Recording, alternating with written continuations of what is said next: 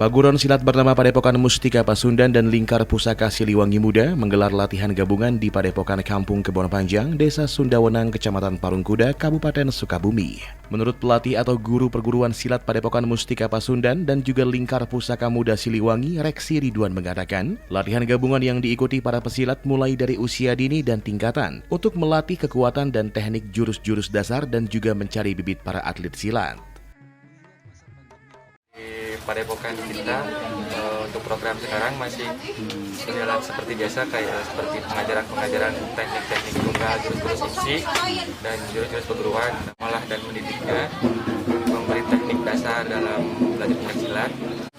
Untuk menyikapi latihan di masa pandemi, kita kayak seperti latihan bergilir. Untuk masa pandemi sekarang kita lebih fokus di protokol kesehatan, jadi latihannya cuma satu hari itu paling 4 orang, tapi latihan itu setiap hari.